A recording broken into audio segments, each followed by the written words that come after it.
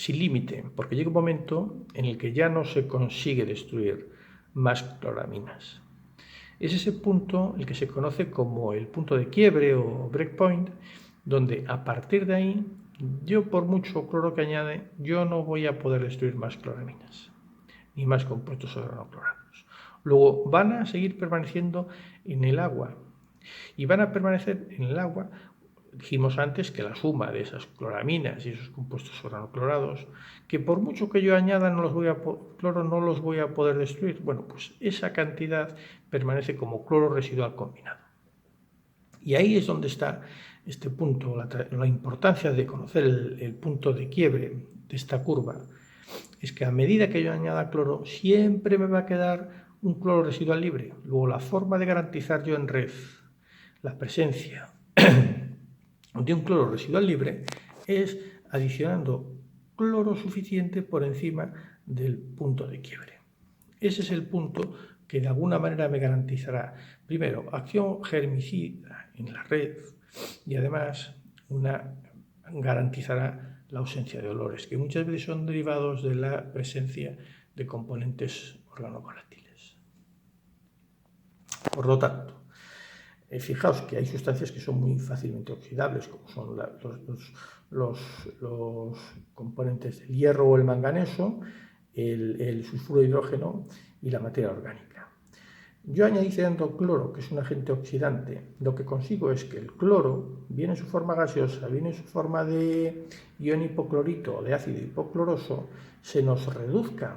Y esas sustancias que son reductoras, como el hierro, el manganeso, el sulfuro de hidrógeno y la materia orgánica, con la aplicación de ese oxidante se nos reducen. Luego en el fondo es una oxidación, se nos oxidan. Luego es una reacción de oxidación-reducción, donde aplicando un agente oxidante, como es el cloro en sus diferentes formas, se reduce. Y las sustancias reductoras se nos acaban oxidando, como es la materia orgánica o los compuestos a los que antes aludía.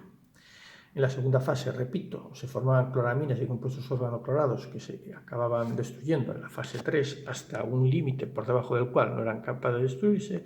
Y por último, yo garantizaba la formación de cloro residual libre, que es el que me garantiza de alguna manera cierta eficiencia en la red.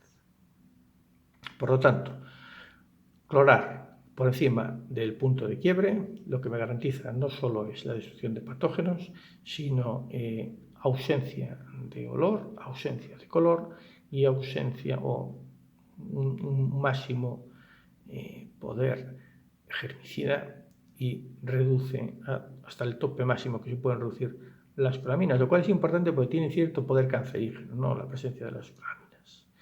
Y ya, bien, y por último, como estábamos hablando, nos vamos a centrar en los factores que afectan a la eficacia o eficiencia de la desinfección por cloración, donde básicamente son estos 7 aspectos: eficacia germicida del cloro, la eficacia germicida de los compuestos del cloro, la mezcla inicial, la reacción del punto de quiebre, tiempo de contacto y las características tanto del agua residual como de los microorganismos. La eficacia germicida del cloro, y de esto ya hablamos con anterioridad, venía condicionada por el tiempo de por el tiempo de contacto con los microorganismos y de la concentración del agente desinfectante. En este caso estamos hablando del cloro residual total. Luego venía dada por la siguiente fórmula, donde la concentración, siendo los coliformes un indicador de los microorganismos nocivos, pues la concentración de microorganismos coliformes en el instante o transcurrido un tiempo t por cada 100 mililitros, por ejemplo, la concentración será igual a la concentración de coliformes por 100 mililitros que teníamos al inicio por, y abrimos paréntesis, 1 más 0,23 la concentración del cloro residual total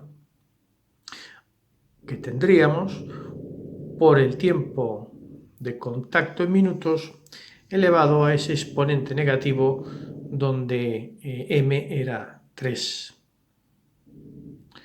Y esa sería la fórmula que de alguna manera nos permitiría identificar las coliformes finales transcurrido un tiempo t.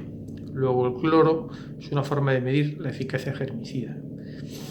También hemos hablado de la eficacia germicida de los compuestos del cloro. Hemos dicho que no era el mismo poder germicida el del ácido hipoclorioso, que era muchísimo mayor que el del ion hipoclorito. Recordar, a pH 7 era el contenido del ácido hipocloroso era un 80% frente a un 20% del ácido hipoclorito. Luego esa era la situación idónea, que predominase el ácido hipocloroso por su gran poder bactericida frente al hipoclorito. Y por último dijimos también que las cloraminas, pese a que no eran del todo lo deseables que queríamos, pero también tenían pero también tenían, repito, cierto poder bactericida o germicida.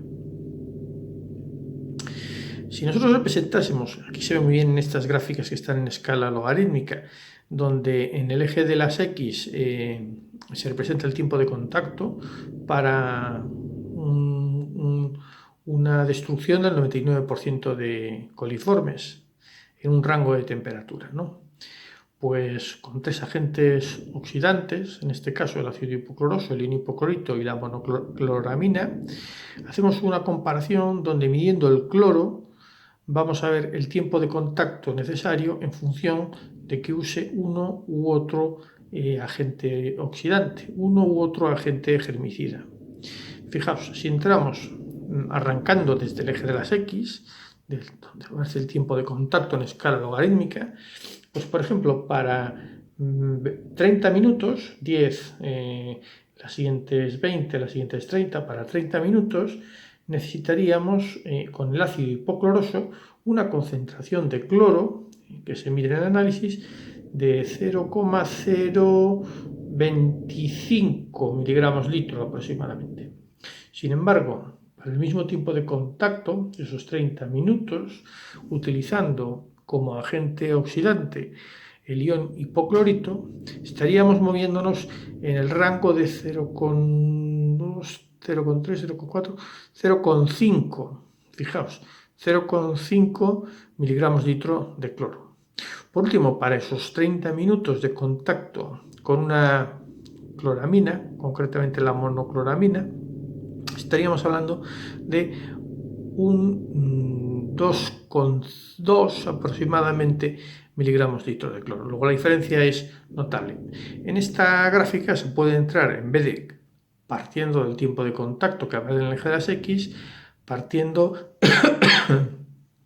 de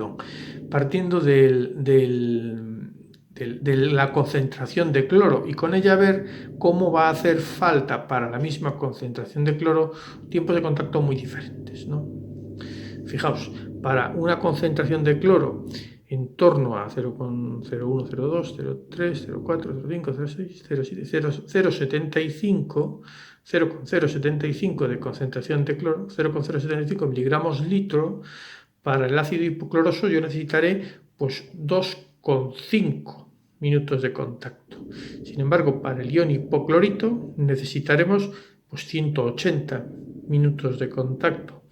O incluso para una monocloramina, para una cloramina, estaríamos hablando de casi 900 minutos de contacto o 700 minutos de contacto. La diferencia es más que sustancial.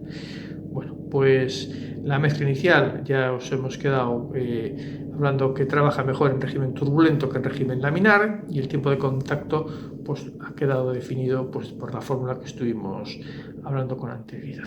Y por último, y ya lo dejamos aquí, las características del agua residual juegan un gran papel, ¿no? En una primera fase habría siempre una alta mortalidad y en una segunda fase una muy menor mortalidad. Bueno, pues muchas gracias. Disculpar lo que me ha bailado la grabación del vídeo, y espero que la segunda grabación me salga mejor. Dentro de un rato os voy a colgar un segundo vídeo donde veréis la forma de resolver problemas, en concreto los de una decantación primaria, y nos servirá para ir repasando y aclarando conceptos. Pues muchas gracias a todos.